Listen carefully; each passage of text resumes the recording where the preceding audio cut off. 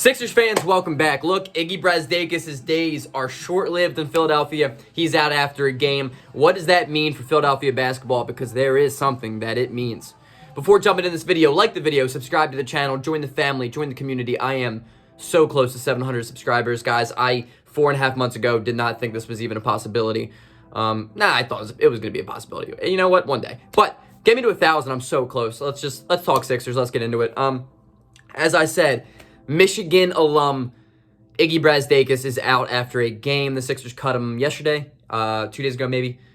And what it means is there's an open roster spot right now for Philadelphia, which means there's absolutely going to be something that happens in the buyout market, right? I've been saying for a while now, ever since the deadline, Philadelphia should be aggressive in the buyout market, and they have yet to do so. And it's kind of a little frustrating because I have to go out every single night and stream a Sixers game while watching Mike Scott and Furkan Korkmaz get any type of minutes. And the fact that they're getting the minutes at the same night, that is what's going to bring the Sixers basketball down this year. That is what's going to kill us in the playoffs. It's not Ben Simmons. It's not Joel Embiid. It's not Tobias Harris, Seth Curry, Danny Green, Dwight Howard. As much as those guys are important to this team, we cannot simply have Furkan Korkmaz and Mike Scott get any type of playing time against playoff teams in 7-game series. Those two dudes are so bad at basketball. And what it means is Mike Scott's probably going to get the least amount of minutes now. And I hate saying that because I hate Mike Scott, but man, do I hate Furkan Korkmaz. I live to just roast that guy every single time he touches the basketball. He can't dribble, neither can Mike Scott, neither of them can shoot, and they're both shooters. So put that in perspective for me, please, guys. Because I don't get it.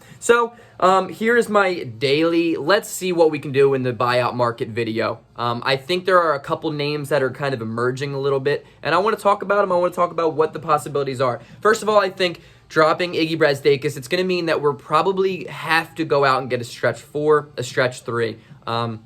We need shooting because Mike Scott can't shoot and Furkan Korkmaz can't shoot except 1 quarter every 11 games. And that's not going to get the job done in the playoffs, guys. We need to get somebody who can consistently hit 40% clip from 3 and do it on a pretty efficient and not needing a ton of minutes performance, you know what I mean? So my thing is there are a couple guys who can do that from 3, 4, 5 spots. One, I really like the idea of Wayne Ellington. I think that guy is one of the most consistent three-point shooters in the NBA that the NBA has seen in recent years. Wayne Ellington, maybe not, gets bought out. If he does, I think it's a no-brainer for Philadelphia. He can provide a little bit of defense, not as much as he used to, but he still shoots it. He's actually having a resurgence type of a season this year from 3. He has been in fuego this year, and he's not on a good team. So buy him out, Detroit. I would love to take him.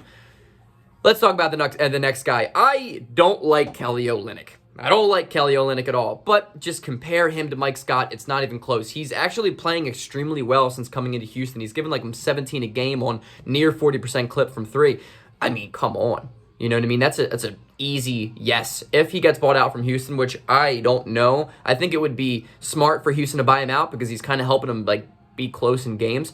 If they can buy him out, I think that is the absolute number one shot right now for Philadelphia. He can give you that stretch 4, even stretch 5 ability at a pretty high level. Kelly Olynyk had a decent playoff run last year for Miami. He had a couple games where he couldn't really play at all because of matchups, but we don't need him to give us 25 minutes a game. All we need is 15 to 20 minutes from him, and he can be perfect. He can be the perfect guy to stretch the floor out and even go out and get his own shot sometimes. I think Kelly Olynyk's a little bit underrated and was at times misutilized by Miami. I think he could be a really, really good pickup for Philadelphia. I'm on board for that. Kelly Olynyk, come on over to Philadelphia, even though I hate you because you're one of my least favorite guys in the league. I mean, ever since he did that, Kevin Love ripped his arm out of his socket in like the first round of the playoffs years back. I was like, dude, this dude's a scumbag. But if you can hit 10 points a game and shoot 40% from 3 off the bench, I will forgive you for all of your past problems. That gets me to my third guy who I have not yet talked about on this channel, but is a very sneaky possibility here. Darius Miller. Currently, he's playing on Oklahoma City, and he is 31 years old, I believe, so he's not really timeline for Oklahoma City, and he's at the point where he's not even seeing minutes because they have so many young guys like Pokachevsky and dudes that are just like 14 years old getting buckets, so they're not going to play Darius Miller. Let me describe Darius Miller to the guys who don't get it. He's going to be playing a 3 spot more. He is a better Furkan Korkmaz because he shoots 40% from 3 this year. He is a volume three-point guy. He's not somebody who's going to go out and get his own bucket. He's not somebody who's going to be dribbling the ball off his foot like Furkan Korkmaz every single play.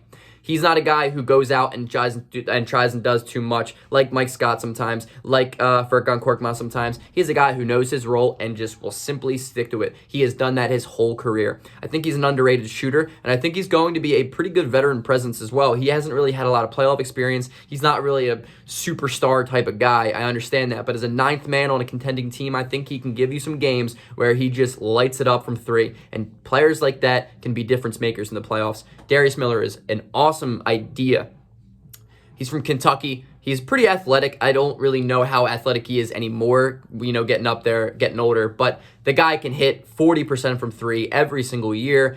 I think it's a pretty good buyout rental type of guy for this season, and I think Darius Miller is a really good possibility. I like him more than Furkan Korkmaz. Furkan Korkmaz is the worst. I like him more than Mike Scott, though I don't really think Darius Miller has stretch four potential, but I think in smaller lineups, we could find a way to make that work, because Mike Scott can't play the four at all. He can't play the 1, 2, 3, 4, or 5. So I think Darius Miller is a good possibility. But my thing is, this means something. I understand Ignas Brazdeikis isn't the jump out of the gym type of guy, and I understand he played a game and we cut him, and you could just easily look past it. But there is a meaning behind this move, and that meaning is it opens up a roster spot, and there is a possibility to go out and get somebody. And I think Philadelphia is aware of that before the deadline of it approaches.